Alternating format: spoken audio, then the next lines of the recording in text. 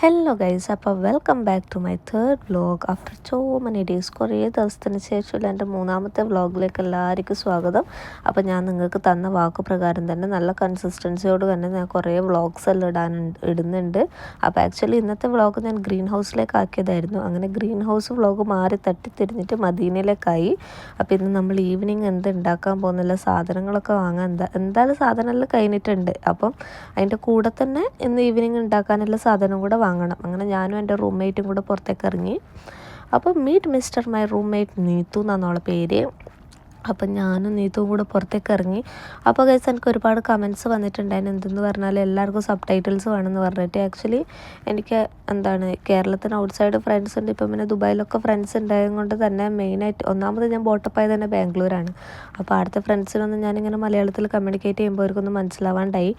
അങ്ങനെ ഇപ്പോൾ ഞാൻ ഇനി സബ് ടൈറ്റിൽസും കൂടെ ഇടാനുള്ള നെക്സ്റ്റ് പ്ലാനിലുണ്ട്. അപ്പോൾ ആർക്കെങ്കിലും സബ് ടൈറ്റിൽസ് ട്രാൻസ്ലേറ്റർ, അതായത് നമ്മൾ തന്നെ ഇടാതെ ട്രാൻസ്ലേറ്റർ യൂസ് ചെയ്ത് ഇടാൻ അറിയെങ്കിൽ please drop down the comment. അങ്ങനെ മദീനയിലെത്തി. പിന്നെ ഫുള്ള് സാധനത്തിൻ്റെ കൺഫ്യൂഷനിലായി. എന്ത് വാങ്ങും, എന്താണ് ആടെ കണ്ട സാധനം എല്ലാം കണ്ടമാണ് സാധനം വാങ്ങലാന്ന് മെയിനായിട്ട് നമ്മളൊരിത്. പണ്ടൊന്നും ഞാൻ ഇങ്ങനെയല്ലായിരുന്നു. പക്ഷേങ്കിൽ ഇപ്പം ഞാൻ ആളാകെ മാറി. സാധനം ഒന്നും വില പേശാണ്ട് വാങ്ങാനുള്ളൊരു ഇത് വന്ന്. പക്ഷേ ഇനി ഞാനെന്തായാലും അങ്ങനെ ആവില്ല. ഞാനെന്തായാലും വില പേശിയിട്ട് എന്ത് വാങ്ങൂലോ. അങ്ങനെ അടുത്ത ചേട്ടന്മാരോടൊക്കെ 2-3 വർത്താനം പറഞ്ഞ്. പിന്നെ നമുക്ക് മെയിനായിട്ട് വേണ്ടത് എന്താണെന്ന് പറഞ്ഞാൽ ദോശ ബാറ്റർ എന്തായാലും വേണം. രാവിലെ 2-3 ദോശ കറക്കി ചൂടാൻ. ഇത്രയും കാലം നമ്മൾ ഗോതമ്പ് വെച്ച് അഡ്ജസ്റ്റ് ചെയ്തു. ഗോതമ്പിൽ വെള്ളം ഒഴിച്ചിട്ട് ചൂടലായിരുന്നു നമ്മൾ മെയിൻ. ഇപ്പം നമ്മൾ പിന്നെ അതിൻ്റെ ബാറ്റർ റെഡിമെയ്ഡ് ഉണ്ടാകുമ്പോൾ പിന്നെ അത് വാങ്ങിക്കാമല്ലോ. പിന്നെ നമ്മൾ നെക്സ്റ്റ് വാങ്ങിയത് ചീസാണ്. ബ്രെഡ് എന്തെങ്കിലും നമ്മൾ സാൻഡ്വിച്ച് ഉണ്ടാക്കുമ്പോൾ അതിൻ്റെ മുകളിൽ ചീസ് ഇട്ട് കഴിഞ്ഞാൽ ഒരു നല്ല ടോപ്പിംഗ് ആയില്ല. അപ്പം മെയിനായിട്ട് ഇപ്പം ആ ചീസേ ഉണ്ടാവില്ല, വേറെ ഒന്നും ഉണ്ടാവില്ല. അപ്പം ബ്രെഡും ചീസും കൂടെ തിന്നാമെന്ന് വിചാരിച്ചിട്ട് ചീസ് വാങ്ങി. പിന്നെ ഒബ്വിയസ്ലി നമുക്കിത് മെയിനാണ്. പയറ്, പരിപ്പ്, കടല, ഇത് മൂന്നും കൊണ്ടാണ് നമ്മളൊരു മാസം മുന്നോട്ട് പോകുന്നത് തന്നെ.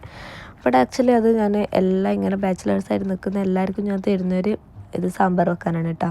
എല്ലാ ബാച്ചിലേഴ്സായിട്ട് നിൽക്കുന്ന ഒരാൾക്ക് ഞാൻ എല്ലാവർക്കും തരുന്നൊരു അഡ്വൈസാണ്. പയർ ഇങ്ങനത്തെ ഗ്രീൻ ഫ്ലോർസ് കാര്യങ്ങളൊക്കെ വാങ്ങിച്ചാൽ എന്താണെന്ന് വെച്ചാൽ അത് ഒരു മാസം എന്തായാലും കണ്ടിന്യൂസ് ആയിട്ട് നിൽക്കും. അപ്പോൾ പിന്നെ നിങ്ങൾക്ക് ഉണ്ടാക്കാനും എളുപ്പമാണ്. ജസ്റ്റ് അതിനായിട്ട് വേണ്ടുന്നത് ഒരു കുക്കർ മാത്രമാണ്.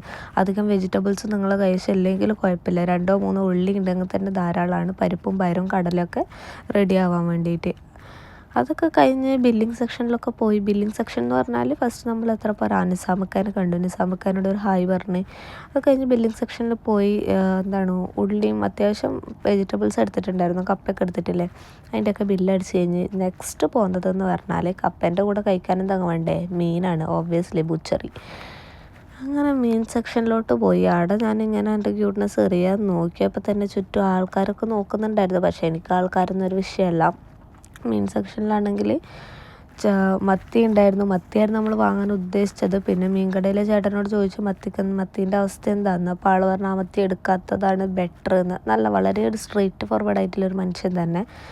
കഴിഞ്ഞാൽ ഞണ്ടൊക്കെ ഉണ്ട് ഗൈസ്. ഞണ്ടൊന്നും എനിക്ക് ഉണ്ടാക്കാൻ അറിയാത്തതുകൊണ്ട് തന്നെ ഞാൻ പിന്നെ ആ വഴിക്ക് നിന്നിട്ടില്ല. നീതു ആണെങ്കിൽ തന്നെ നോക്ക് ഞണ്ട് ഉണ്ടാക്കാൻ അറിയില്ലല്ലോ. ഇപ്പം അങ്ങനെ എന്നെ രംഗത്തിറക്കിയാലേ നമുക്ക് വില കുറഞ്ഞ് കിട്ടുമല്ലോ. അങ്ങനെ വില കുറഞ്ഞ് ചോദിച്ച് ലാസ്റ്റ് നമ്മുടെ അവിടെ നിന്ന് എടുത്തത് അയിലയാണ്. എന്തോ കണവയിലെന്ന് എന്തോ പറഞ്ഞ്. പക്ഷെ എന്തായാലും കുഴപ്പമില്ല. കണവയില അയിലയായാലും എന്തായാലും നല്ല സെറ്റായിട്ടുണ്ടായിരുന്നു. നമ്മളങ്ങനെ അത് വാങ്ങിച്ച്.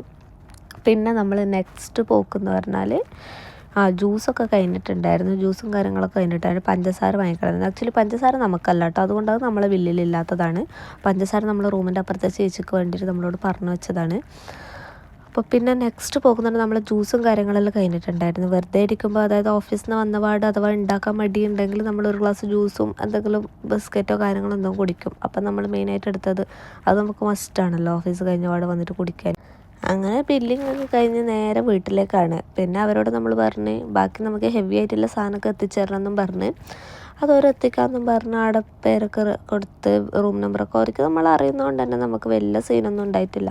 ജസ്റ്റ് നമ്മളവിടെ റൂം നമ്പർ കാര്യങ്ങൾ തന്നെ പറഞ്ഞാൽ തന്നെ ഒരു നമുക്ക് അവിടെ എത്തിക്കും. ഇതാണ് ഗൈസ് ഇവിടുത്തെ മെയിനായിട്ടുള്ള ഒരു വെജ് റെസ്റ്റോറൻറ്റ്, കസ്തൂരി ഭവൻ. അതും നമ്മളെ വീടും നെക്സ്റ്റ് ബിൽഡിങ്ങിലാണ്. സോ നമുക്ക് വലിയ ബുദ്ധിമുട്ടില്ല അവിടെ പോകാനും. പൈസ ഉണ്ടെങ്കിൽ നമുക്ക് എവിടെയും പോകാമല്ലോ, അങ്ങനെയല്ലേ. Back to our palace. നമ്മുടെ പാലസിലേക്ക് നമ്മൾ വീണ്ടും തിരിച്ചെത്തി.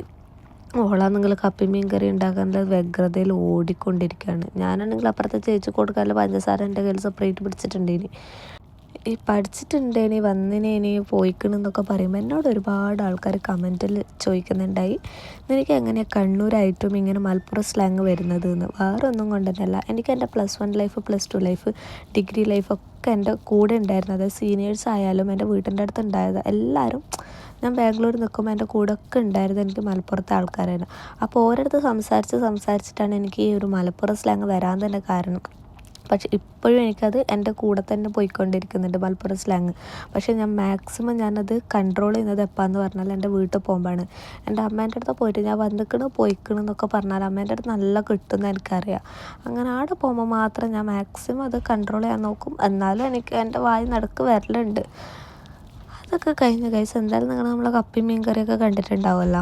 ഒരു രക്ഷയില്ല, വേറെ ലെവലായിരുന്നു നമ്മൾ മീൻ കറി ആയിക്കോട്ടെ കപ്പ ആയിക്കോട്ടെ. ഇനിയിപ്പോൾ നെക്സ്റ്റ് പ്ലാൻ എന്താ, അത് കഴിച്ചു നോക്കിയിട്ട് പെട്ടെന്ന് വ്ളോഗ് വൈൻഡപ്പ് ചെയ്തിട്ട് മര്യാദക്ക് ഇരുന്ന് കഴിക്കണം. അപ്പോൾ guys, bye bye, take care, meet you until the next vlog. എന്തായാലും അടുത്ത വ്ളോഗ് എത്രയും പെട്ടെന്ന് ഇടുന്നതായിരിക്കും. കപ്പയും മീൻ കറി ഒരു രക്ഷയില്ല എന്ന് തന്നെ പറയാം. By bye, take care.